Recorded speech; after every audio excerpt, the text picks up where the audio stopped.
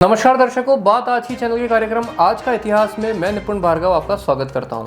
आइए देखते हैं 21 फरवरी से जुड़ी कुछ रोचक घटनाओं को। शुरुआत करते हैं सन 1829 से। दर्शकों, आज ही का वो दिन था जब महान भारतीय स्वतंत्रता सेनानी रानी चेन्नम्मा का निधन हुआ था। रानी चेन्नम्मा कर्नाटक के कित्तूर राज्य की रानी थी। उनका विवाह कित्तूर के राजा से हुआ था। जब उनके पति की मृत्यु हुई तो उन्होंने अपने राज्य का शासन संभाला और ब्रिटिश शासन के खिलाफ लड़ाई लड़ी। 1824 में एक युद्ध में उन्होंने अपनी सेना का नेतृत्व किया और ब्रिटिश सेना को परास्त कर दिया। हालांकि ब्रिटिश सरकार ने फिर से हमला किया और रानी चेन्नम्मा को बंदी बना लिया गया। उन्हें बालापुर जेल में रखा गया, जहां उनकी मृत्यु 1829 में हुई।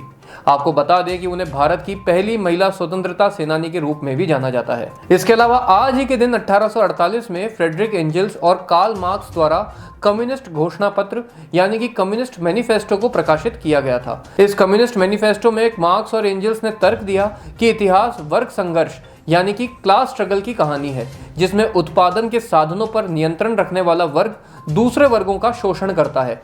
उन्होंने यह भी तर्क दिया कि कैपिटलिस्ट सिस्टम में मजदूर वर्ग का शोषण होता है और इस शोषण को समाप्त करने के लिए समाजवादी क्रांति आवश्यक है।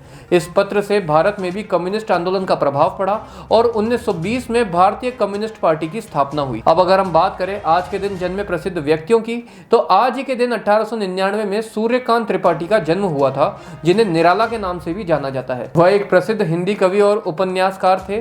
निराला जी की कविताओं में जीवन के विभिन्न पहलुओं को दर्शाया गया है, जिनमें प्रेम, सौंदर्य, सामाजिक न्याय और राजनीतिक आंदोलन शामिल है। उनको उनके साहित्यिक योगदान के लिए कई पुरस्कारों से सम्मानित भी किया जा चुका है, जिनमें पद्म भूषण और साहित्य अकेडमिक अवार्ड शामिल हैं। तो दर्शकों, ये थी कुछ घटनाएं जो आज के दिन यानी कि 21 फरवरी को इतिहास में महत्वपूर्ण बनाती है।